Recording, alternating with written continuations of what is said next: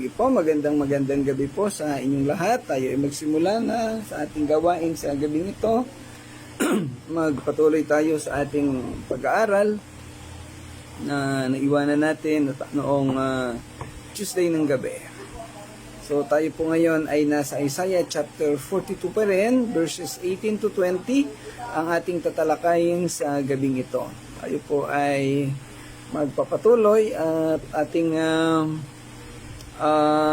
dadalhin uli ang ating aralin sa napakahalaga na bahagi ng mga propesiya ni Propeta Isaiah.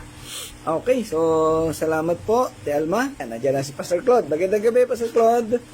Salamat sa iyong pagsama. Okay, pray po tayo.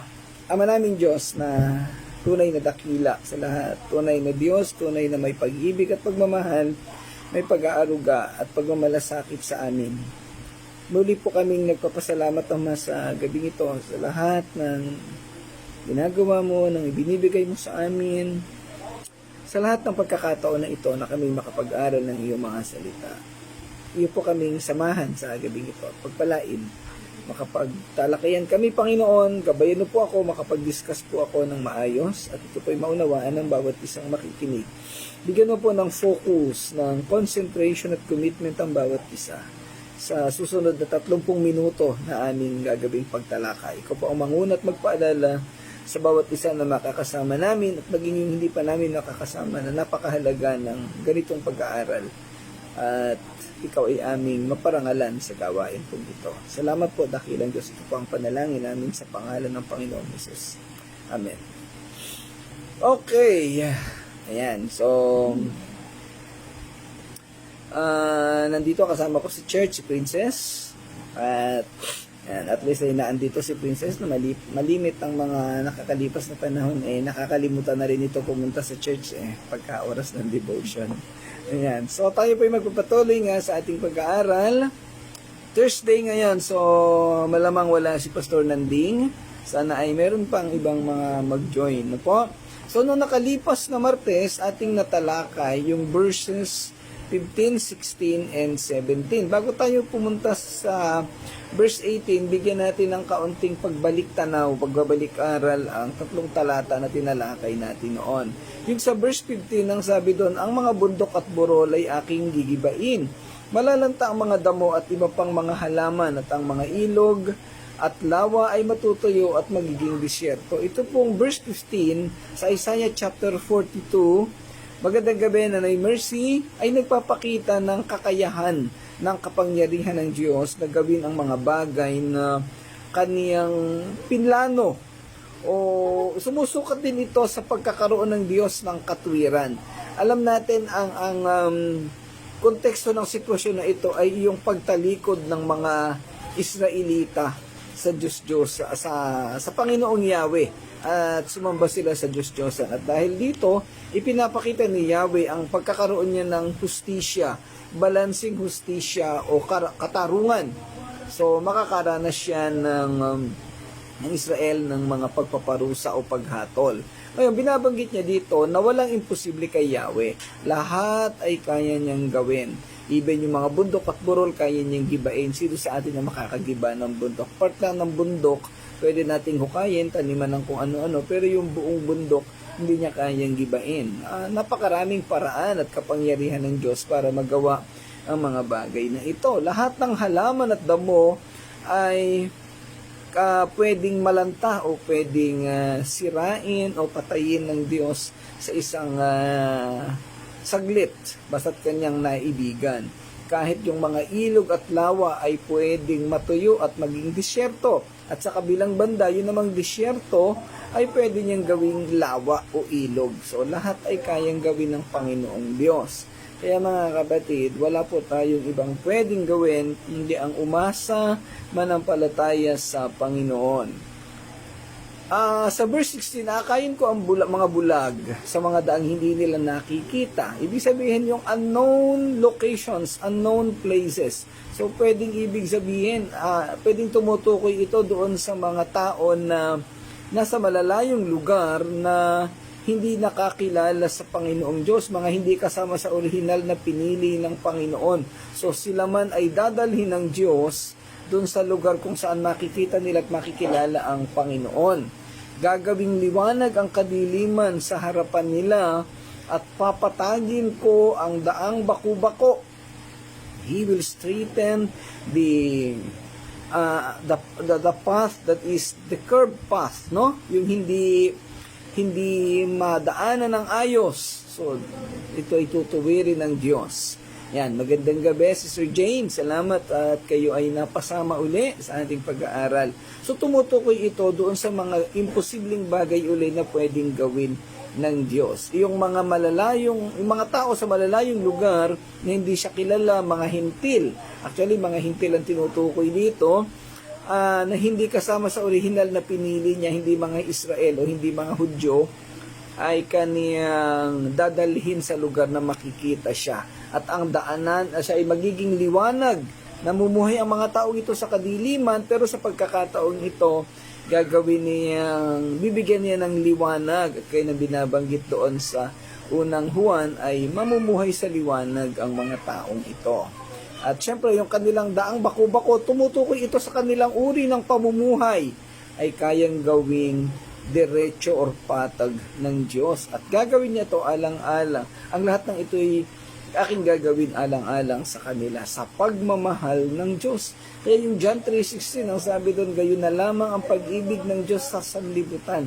Alang-alang sa pag-ibig at sa pagmamahal ng Diyos, gagawin niya ang mga bagay na ito na imposible. Well, maraming mga nangyayari sa mundo na ang basihan, ang pundasyon ay ang pag-ibig at pagmamahal. Kaya lagi nating tinatalakay sa mga nakalipas na panahon, ang totoong pag-ibig at pagmamahal ay may kasamang sakripisyo. Ang Diyos mismo ay isinakripisyo ang kaniyang anak. Tayong mga tao bilang tagasunod ni Kristo, dapat din natin itong gawin ang mga bagay na ito, sakripisyo. Okay, sa verse 17, mabibigo at mapapahiya ang lahat ng kumikilala at nagtitiwala sa mga Diyos-Diyos. Ito ay given na to.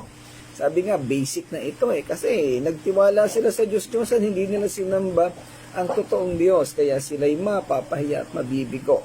Kasi yung inaasahan nila na magtatanggol sa kanila, magbibigay ng kaayusan sa kanilang buhay, ay walang magagawa, mabibigo sila, hindi makakilos. So sila yung bulag, may mata pero bulag, may tenga pero bingi.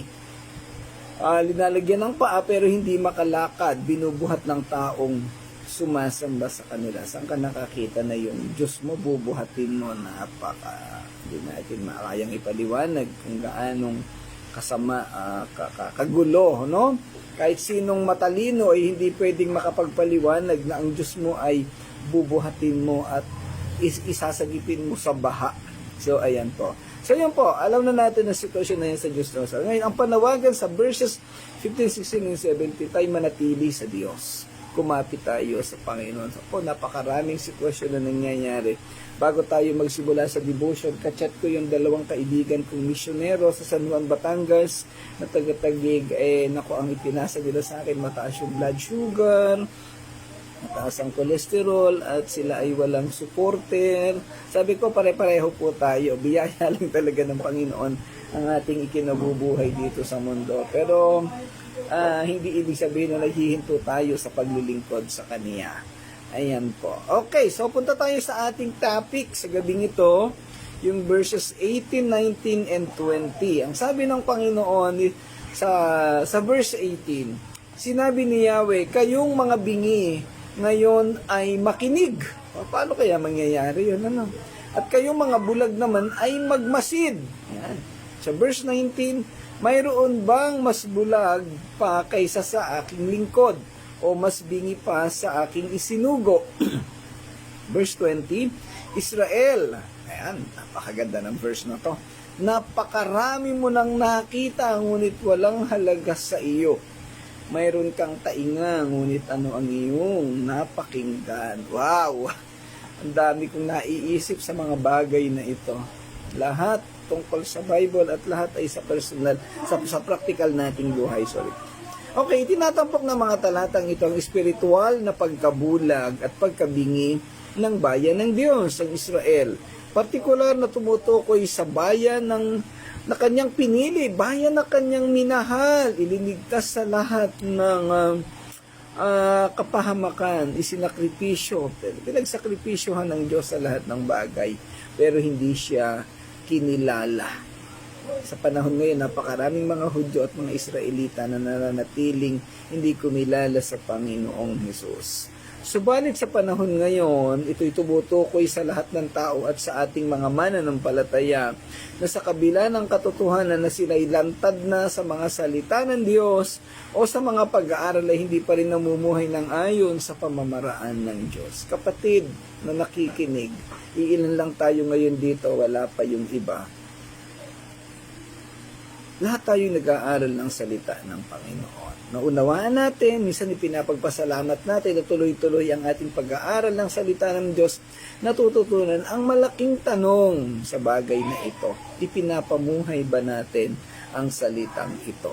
Sabi sa verse 20, Israel, sabihin natin, mga mananampalataya o mga taga-touching lives para mas malapit sa puso natin. Napakarami mo nang nakita ngunit walang halaga sa iyo. Mayroon kang tainga ngunit ano ang iyong napakinggan? May ginagawa ka bang mga bagay na alam mong taliwas sa kautusan ng Diyos? Alam mong hindi ka lugod-lugod sa Panginoon pero patuloy mo pa rin ginagawa, ipinapamuhay mo pa rin. Kapatid, baka ito na yung panahon para isaayos ang iyong buhay. Yung warning na to para sa Israel, pero warning din ito para sa ating lahat. Let us assess ourselves. Let us reflect and examine what we are doing every day. No? Kasi napaka-importante. Bakit ito sinabi ng Panginoon through Prophet Isaiah? Kasi alam niya na maraming nagsasabing tagasunod ng Panginoon, and yet hindi naman talaga sumusunod. No? Hindi sumusunod. Nakakalungkot ang buhay natin sa panahon ngayon. Muli, inilalarawan sila bilang mga mata. Ito, sabi dito, yung verse 18 and 19. Inilalarawan sila bilang mga mata. May mga mata, ngunit hindi nakakakita. Kapatid, nakikita mo ba ang kahalagahan ng buhay? Naunawaan mo ba yung mga naririnig mo? Sabi doon, at may mga tainga, ngunit hindi nakakarinig. Nagpapahiwatig ng hindi pagkaunawa at pagsunod sa kalooban ng Diyos. Ang talatang ito'y nagsisilbing pagsaway at panawagan sa pagsisisi na humihimok sa kanila na buksan ang kanilang puso at isipan sa mensahe ng Diyos. Akma-akma ito sa ating sa buhay nating mga mananampalataya, mga nasa simbahan sa panahon ngayon. Hindi lang naman taga-touching lives. Kaya lang, syempre, very personal sa akin dahil kilala ko kayong lahat. Alam ko kung ano yung sitwasyon ng bawat isa. Pero marami. Ano ba ang naririnig mo sa iyong tenga? Paano mo to iniisip? Paano mo to pinapapasok sa iyong isipan at puso? Paano mo to pinuprocess? Baka nababaliwala ang paalala ng Panginoon. Sa huling panahon ay tayo rin ang mahihirapan. Okay? Muli, ang talata ay naglalarawan ng kabiguan ng Israel na sumunod sa mga alituntunin ng Diyos. Nabigo ang Israel na sumunod sa utos ng Diyos. Inilalarawan sila bilang mga bulag at bingi, hindi nakakarinig o nakakaintindi ng salita ng Diyos.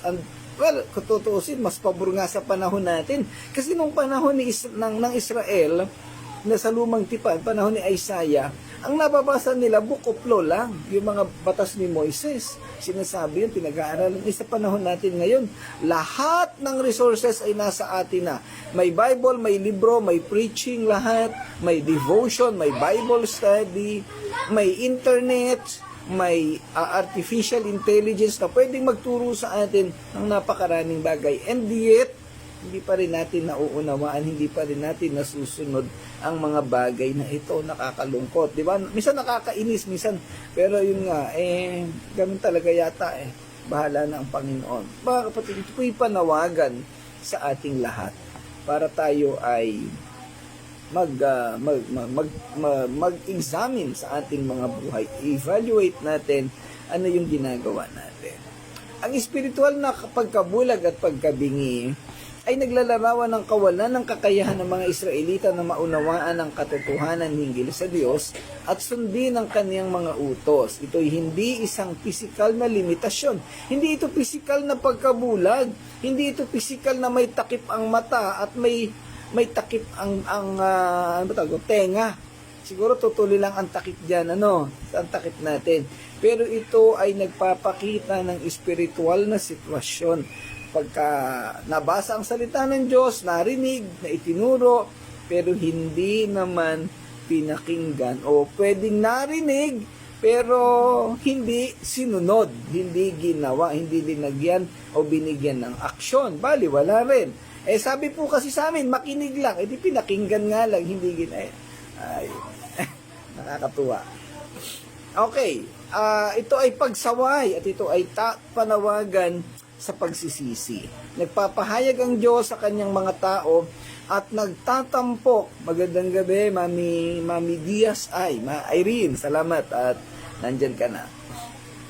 Nagpapahayag ang Diyos sa kanyang mga tao at nagtatampok ng kanilang kabiguan na mamuhay ayon sa pagkatawag sa kanila ng Diyos bilang kaniyang mga pinili. Ito ay nagsisilbing isang pagsaway na humihimok sa kanila na bumalik sa Kanya upang marinig at maunawaan ang Kaniyang salita. Okay, hinihimok tayo. Tayo'y pinili, chosen, elected. At sabi nga sa devotion noong, kailan ba tayo nag-devotion sa music? Martes, pinili ka na ng Diyos bago palikhain ang pundasyon ng mundo. Si Abby yata ang nag-devotion nung time na yun, Pinili tayong lahat. Ibig sabihin, meron tayong otoridad. Ang problema, hindi natin ipinapamuhay yung otoridad o yung pagkapili sa atin. Tayo ay gising. Gising. Okay, ito ay nagpapahiwatig o hinahambing ng talatang ito ang spiritual ng talata ng spiritual na pagkabulag ng mga tao at ang pagkukumpara sa tapat na lingkod ng Diyos. Pinagkukumpara yung mga tao nung panahon ng Israel, panahon ni Propeta Isaiah at sa panahon ng lingkod ng Diyos na itinalaga. Makita natin yung kaibahan. Ang Panginoong Hesus ay sumunod sa Kanya na ang buong buo. At itong kaibahan ito nagbibigay din sa mga kahihinatnan ng pagtanggi sa patnubay ng Diyos at sa mga pagpapalang dulot ng pagsunod. Tandaan natin mga kapatid, hindi nagbibiro ang Biblia.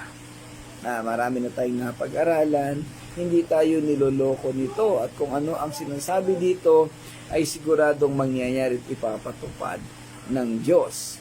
Ang talatang ito ay nananatiling may kaugnayan sa panahon natin ngayon na nagpapaalala sa atin na ang pakikinig lamang ng salita ng Diyos ay hindi sapat. Dapat tayong aktibong makinig, umunawa at sumunod na pahintulutan o sumunod tayo sa gabay ng banal na spirito. Buksan natin ang ating mga mata at tainga sa kanyang katotohanan, sa katotohanan ng mga salita lang na ating pinag-aaralan ngayon. Tinawag tayo upang suriin ang ating sariling espiritual na buhay at tiyaking hindi tayo bingi sa espiritual o bulag na patnubay. Ang talatang 20 ay nagpapakita ng walang resultang kaalaman ng mga Israelita. May kaalaman pero walang kwentang kaalaman. Tayo minsan ganun, ang dami nating alam, dami nating sinasabi sa prayer request natin, sa Thanksgiving, dami nating testimony, pero nasaan? Nasaan ang bunga? Ayan. Napakarami nilang narinig na itinuro sa kanila, subalit ang lahat ay pawang nawalan ng epekto dahil patuloy pa rin sila sa paggawa ng masama. Magandang gabi po, Nanay Gertrudes. Ang daming narinig, ang daming nabasa, kabit-kabila ang devotion. Nananalangin ba? Hindi rin. Ano ang sitwasyon natin sa aspetong spiritual. Kaya minsan totoo talaga yung sinasabi sa Matthew 7 na makitid ang daan sa kaligtasan ba yun? At malawak sa kapahamakan. Sana doon naman tayo mapunta sa makipot na daan. Ito ay isang malinaw na refleksyon ng sitwasyon ng mga iglesia at ng mga nagsasabing mga mananampalataya sa ating kapanahunan. Alam na nating lahat, Matthew 7:23, I think 21 to 23, yung palalayasin ng Panginoon pagdating ng huling panahon dahil sa inaakala nilang nanampalataya sila pero hindi naman. So again, reflection, unawain at tingnan kung ano nangyayari sa ating mga buhay. Ang pag-aaral ng mga salita ng Diyos ay tila naging isang ritual na lamang at hindi nagdala ng pagbabago sa puso't isip ng mga tao. Noon at ngayon ay ganyan ang nangyayari. Actually, pasama ng pasama ang mundo. Sinabi ni Apostol Pablo sa sulat niya kay Timoteo, I think chapter 3, no? Sa pagdating ng huling panahon, ang mga tao ay pasama ng pasama. Maraming hindi na maniniwala sa katotohanan ng salita ng Diyos, lalayo sa katotohanan. At yun ngay nangyayari na. Nakakalungkot, pati tayo nakakasama, nakikiuso ba tayo sa mga maling pag-ayon sa mundo? Sana naman ay hindi tayo makiuso. Kasi sa lahat ng uso, yun ang hindi natin dapat na samahan kasi maling-mali po yun. Hindi epektibo ang anumang pamamaraan ng pagtuturo at pag-aaral ng salita ng Diyos dahil walang nakikitang bahagi ng buhay na bago. Lagi kong sinasabi, minsan tinatanong ko ang sarili ko, ano bang klaseng pastor ako? Ano bang klaseng preacher ako? Talagang nakakaantok, seryoso, kasi parang hindi natututo ang mga tao. Minsan po kasi hindi lang naman kasalanan na nagtuturo. Kasalanan din ng tinuturuan kasi sarado ang puso at isip. Ang tawag ni Pastor Claude doon ay established thinking ba ang tawag doon? Sabihin, magsisimula ka pa lang sa pagtuturo o sa pagsasalita, merong nilagyan mo na ng hollow block. Nilagyan mo na ng hollow block yung pagitan ninyo at nilagyan na ng pader para hindi mo na maintindihan yung sinasabi ng nagtuturo. So nakakalungkot po 'yon. Ang isang pinakamasidhing panalangin ko bilang pastor ay ang magkaroon ng resulta sa mga tao. Ang lahat ng aking itinuturo at ipinapangaral dito sa devotion, sa Bible study, at sa pulpito. Yun lamang. Actually, yun lang naman ang purpose ng buhay ng pastor. Yun lang yung value namin. Yun lang yung halaga ng buhay namin. Yung magturo at maipaunawa sa mga tao. Pero alam nyo na, minsan, yun na nga lang yung halaga ng buhay naming mga pastor, nababaliwala pa, nawawalan pa ng halaga. Bakit? Kasi yung tinuturoan mo hindi natututo. Yung mga bagay na kagaya ng paggalang, respeto, pagsuporta, pagdamay sa panahon ng kabigatan, mga bonus points na lang yan sa buhay ng pastor. Yung pagkakaroon ng maayos na kasuotan, ng maayos na pagkain o pamumuhay na masaya, bonus points na lang yan sa buhay ng pastor. Hindi yan ang number one. Kung hindi ang number one na kailangan namin at hinahanap, yung aming itinuturoy magkaroon ng resulta, magkaroon ng binagong puso ang mga taong nababahaginan. Kasi sabi sa 2 Corinthians 5:17, ang sinumang nalimutan ko yung ang sinumang nakipag-isa kay Kristo ay isa ng bagong nilalang. Yan, nagagalit sa atin ng principal natin, pamali-mali ako ng sinasabi. Wala na ang kanyang dating pagkatao, siya ay bago na. Ayan po, nakakalungkot, hindi natin nakikita na binago na. Ayan, so nawa ay ang mga salitang ito ay magbigay ng patuloy na paalala sa ating lahat. Hindi ko na masyadong hahabaan ang pagtalakay sa gabi pong ito. Iisa lang ang sentro ng ating pinag-uusapan. Yung magkaroon ng value, magkaroon ng halaga sa atin ng ating mga naririnig. Kaya lagi ko kayo ni-encourage through your personal devotion at yung panalangin. Actually, ito ang kinakatakot ni Sister Irene. Yung personal devotion ay magawa lamang for compliance. Pero sige lang, gawin ninyo yan, ituloy ninyo at baka sakaling kumilos ang Panginoon sa buhay ninyo. Tuloy-tuloy ang ating daily devotion, itong live natin at yung ating pananalangin. Make sure na every morning, bago ka gumawa ng kahit na anong bagay, magkaroon ka ng ilang minuto na makipag-usap ka sa Panginoon. Ipagpasalamat mo man lang dahil nagmulat ang mata mo kahit puro muta, nagising ka pa rin. Ako, yun ang lagi kong panalangin kasi alam naman ninyo yung sitwasyon ko. Ayan, so at least binubuhay pa tayo ng Panginoon. At kanina nga, yung sinasabi kong may yung mag-asawa na kaibigan ko, misyonero din sila, biyaya talaga ng Panginoon. Sabi ko na tayo nagigising pa tuwing umaga. So, yun po. Mga kapatid, ang mensahe na pinag-usapan natin sa gabing ito ay pagbibigay ng buhay sa ating mananampalataya. Ano bang buhay mayroon talaga tayo? Talaga bang ang buhay natin binago na? Talaga bang tayo natututo sa pag-aaral ng salita ng Panginoon? Talaga bang binago na tayo ng Panginoon? O baka katulad tayo ng mga Israelita na matigas pa rin ang puso, matigas ang isip, sarado ang damdamin sa pagbabago at pagsasaayos ng sarili. Well, kung ganyan ka pa ngayon, sige, okay na yan. At least pagkatapos ng pag-aaral na to, sana magkaroon tayo ng reflection, magkaroon tayo ng pagsasaayos. Palambutin na natin ang ating mga puso, ang ating mga kaisipan. Kalimutan na natin kung ano man yung mabibigat, kung ano man yung humahadlang sa atin para patuloy tayong lumago at makapagpatuloy sa paglilingkod sa Panginoon. So, yun lang mga kapatid. So, medyo maaga tayo ngayon, hindi pa tayo naka 30 minutes, okay lang po yan. Yun lang po ang mensahe ng Panginoon sa gabing ito. Maraming salamat sa inyong pagsama. Tayo po'y magwakas sa panalangin. Ama naming Diyos na dakila sa lahat, salamat po sa gabing ito. Salamat sa biyaya na binigay mo sa amin. Nawa nga Panginoon, sa pamamagitan ng mga salitang ito, matuto kaming lahat na mag-reflect, mag-assess, halukayin namin ang aming mga puso, ang aming mga isipan, at pakita namin ang mga bagay na nagiging hadlang sa patuloy naming paglago, sa patuloy naming pagtanggap ng biyaya buhat sa iyo. Samahan mo kami't gabayan, Panginoon. Pinagkakatiwala namin sa iyo ang lahat ng ito, Ama. Sa pangalan ng Panginoong Hesus. Amen. Amen. Okay mga kapatid, maraming salamat po sa pagsama ninyo sa gabing ito. Kita-kita po tayo bukas. I think bukas ay panghuling bahagi ng chapter 42. Teka, i-check ko na lang yung schedule. Ano po? Okay. Pagpalain po kayong lahat ng Panginoon. God bless everyone. Bye-bye po.